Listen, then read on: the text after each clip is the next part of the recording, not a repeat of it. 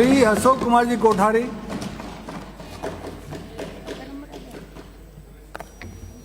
आभार सभापति महोदय।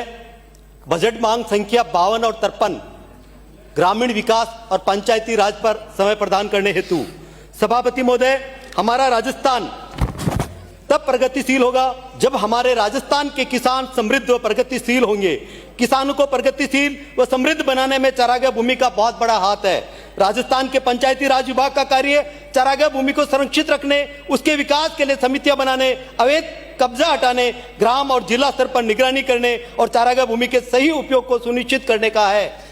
रियासत काल के समय चारागाह भूमि हमारे देश में राजा महाराजाओं के द्वारा गोवंश एवं गोपालन को बढ़ावा देने के लिए आरक्षित की गई, जिससे उस गांव की समस्त गोवंश चारे पानी के लिए उस गोचर भूमि पर निर्भर रह सके।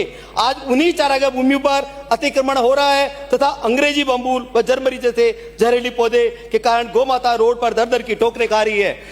हम हमारे माननीय मुख्यमंत्री जी और माननीय मंत्री जी का हृदय से आभार व्यक्त करना चाहेंगे कि आपने वर्तमान बजट में चारागाह भूमि के सीमा ज्ञान व अतिक्रमण मुक्ति हेतु सरकारी स्वामित्व के बंजर चारागाह, बीहड़, चरनोट, सामलात भूमि का उपयोग सहित विवरण उपलब्ध हो सके, इस हेतु जीआईएस आधारित डिजिटल रिकॉर्ड तैयार कर रियल टाइम अपडेट करने के लिए मरुधुरा राजभूमि डिजिटल एटलस बनाया जाने की घोषणा की। साथ ही आप द्वारा ग्रामीण परिवारों के लिए रोजगार के अवसर सृजित करने की दृष्टि से आगामी वर्ष सामुदायिक और व्यक्तिगत विकास यथा पर्यावरण संरक्षण, वर्षा जल संरक्षण, चारागाह विकास आदि के कार्य लगभग 5,000 करोड़ रुपए की राशि से करवाए जाने की घोषणा की गई। उक्त दोनों की घोषणा हेतु माननीय मुख्यमंत्री जी और मंत्री जी का फिर से हृदय से आभार। इन घोषणाओं से चारागाह भूमि अपने मूल स्वरूप में आ पाएगी, जिससे न केवल स्थानीय कृषक वरन गौ माता का आशीर्वाद भी आपको प्राप्त होगा। अध्यक्ष महोदय, आज मैं सदन में राजस्थान की सामला चारागाह भूमि के पुनर्जीवन से जुड़े एक अत्यंत महत्वपूर्ण विषय पर अपने विचार प्रस्तुत करना चाहता हूं। सभी के सामूहिक प्रयासों और सहयोग से अब इस दिशा में स्पष्ट और सकारात्मक सुधार दिखाई देने लगा है। हमारे राज्य में 20 लाख हेक्टेयर से अधिक सामला भूमि है, जिसमें गोचर भूमि, चरागाह, नाड़ी तालाब की पाल तथा बंजर क्षेत्र, ओरण, चरनोट, देवबनी, आगोट शामिल है। लंबे समय तक ये भूमि उपेक्षित रही, अतिक्रमण, जल की कमी और अंग्रेजी बम्बूल व लेंटाना आदि से प्रभावित रही और समुचित देखभाल के अभाव में ये क्षेत्र सूखे और बंजर होते गए। इसका सीधा प्रभाव हमारे पशुपालकों और किसान परिवारों पर पड़ा। चारे की कमी, जल का अभाव और चरने की स्थान की कमी के कारण पशुधन कमजोर हुआ। हमारी ग्रामीण अर्थव्यवस्था भी प्रभावित हुई, जिसका सीधा असर हमारे ग्रामीण समुदाय की घरेलू आय पर पड़ा। माननीय सभापति महोदय, वीबीजी रामजी योजना के अंतर्गत ग्रामीण आधारभूत संरचना के विकास के प्रावधान है। हम आग्रह करना चाहेंगे कि ग्रामीण विकास में हमारे गांवों की वास्तविक शक्ति उनकी भूमि, जल और पशुधन में निहित है। यदि चारागाह विकास और जल संसाधन संरक्षण को भी ग्रामीण पारिस्थितिकी इकोलॉजिकल आधारभूत संरचना के रूप में मान्यता दी जाए तो यह दीर्घकालीन और स्थायी विकास की दिशा में एक बड़ा कदम होगा। इसी संदर्भ में मैं सरकार से निवेदन करता हूं कि चारागाह विकास और जल संरक्षण के कार्यों को ग्रामीण परिस्थिति की अधोसंरचना विकास की श्रेणी में शामिल किया जाए तथा इसे एक राज्य स्तरीय अभियान के रूप में प्रारंभ किया जाए।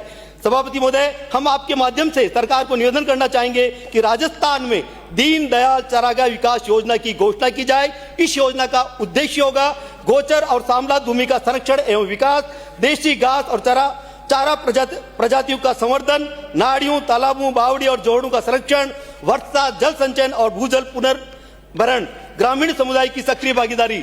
योजना के प्रथम चरण में राज्य के 10,000 गांवों का चयन कर योजनाबद्ध और चरणबद्ध तरीके से कार्य प्रारंभ किया जाए।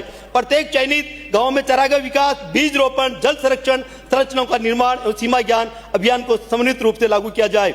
इस अभियान से पशुधन को पर्याप्त चारा मिलेगा, दुग्ध उत्पादन बढ़ेगा, किसानों और पशुपालकों की आय में वृद्धि होगी तथा पर्यावरण संरक्षण को बल मिलेगा। साथ ही ये जल संकट से जूझ रहे क्षेत्रों के लिए तय समाधान सिद्ध हो सकता है। सभापति महोदय, दीनदयाल चारागाह विकास योजना न केवल भूमि को हरा भरा बनाएगी बल्कि ग्रामीण अर्थव्यवस्था को सशक्त करने का आधार भी बनेगी। हम आशा करते हैं कि सरकार इस महत्वपूर्ण प्रस्ताव पर विचार करेगी और इसे एक राज्यव्यापी जन अभियान के रूप में प्रारंभ करेगी। अंत में मैं यही कहना चाहता हूं, ये केवल भूमि सुधार का विषय नहीं है बल्कि हमारे भविष्य का संकल्प है। यह आने वाली पीढ़ियों के लिए स्वच्छ पर्यावरण, सुरक्षित जल स्रोत और मजबूत ग्रामीण अर्थव्यवस्था सुनिश्चित करने का प्रयास है। जो सुधार की किरण आज दिखाई दे रही है उसे हमें एक व्यापक हरित परिवर्तन में बदलना है। सभापति महोदय, आपके माध्यम से माननीय मंत्री जी से निवेदन करेंगे कि 1996 170/1 एक रूल्स बना है कि प्रत्येक ग्राम स्तर पर एक कमेटी गठित किया जाए जिसमें चारागाह विकास को डेवलपमेंट मिले।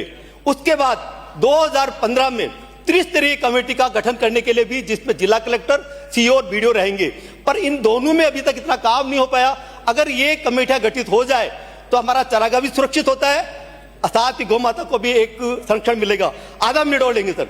हम आज आपसे कहना चाहेंगे कि हम थोड़े व्यथित थे कि प्रतिपक्ष के माननीय सदस्य एक टी शर्ट पहनकर आए थे, पीएम इज कॉम्प्रोमाइज्ड। जिन प्रधानमंत्री जी पर हम सब देशवासी को गर्व है, पूरा विश्व नतमस्तक है, और कल ही हमने देखा कि इजराइल के प्रधानमंत्री जी कितना सम्मान दे रहे हैं। उन प्रधानमंत्री जी के लिए ऐसा कहना जिन्होंने हमारे देश का स्वाभिमान और गौरव तो बढ़ाया, साथ में विकास और सुरक्षा भी निश्चित की, और अर्थव्यवस्था के क्षेत्र में तो इतनी ऊंचाई तक पहुंचाया कि पिछले 10 वर्षों में जितनी अपनी प्रगति की उतने पिछले वर्षों में अपन देखेंगे तो उनकी तुलना में बहुत अधिक थी।